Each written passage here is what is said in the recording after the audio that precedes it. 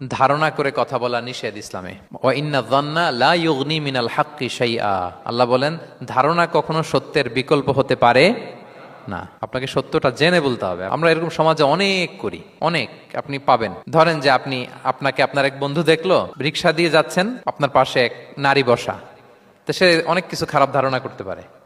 এরকম হয় না সমাজে? এমন হতে পারে যে আপনি আপনার ছোট বোনকে নিয়ে বেরিয়েছেন, হতে পারে না? কিন্তু আপনি তো একটা ধারণা করে ফেললেন অন্য কিছু। বা আপনার ভাগ্নিকে নিয়ে বের হয়েছেন, আপনার আপন খালাকে নিয়ে বেরিয়েছেন কোনো কাজে, ডাক্তারের কাছে বা কিছু একটা হতে পারে। কিন্তু তাকে দেখেই আমি এদিক সেদিক বলতে আরম্ভ করলাম যে ওকে তো দেখছি এরকম এরকম এরকম। আছে না নাই? আমাদের সমাজে আমি দেখেছি যে কারো যদি ঠোঁট কালো হয় তো মানুষ ধারণা করে নেয় লোকটা মনে হয় সিগারেট খায়। কিন্তু সিগারেট সেবন করা ছাড়াও কারো ঠোঁট কালো হতে পারে কি পারে না বলেন? এই যে এগুলো সমাজে প্রচলিত। বিয়ে করার পর পর ইমিডিয়েট যদি কেউ একটা গাড়ি কিনে বা হুন্ডা কিনে, এটা কি বলে বলেন তো? এই বোধহয় শ্বশুর বাড়ি থেকে যৌতুক নিয়ে আসছে। দেখছেন, এরকম ভুরি ভুরি আপনি সমাজে পাবেন। আন্দাজে ধারণার উপরে আমরা অনেক কথা বলে ফেলি, কিন্তু নিশ্চিত না হয়ে আপনি কোনো কমেন্টসে যেতে পারবেন না, এটা একেবারে নিষেধ।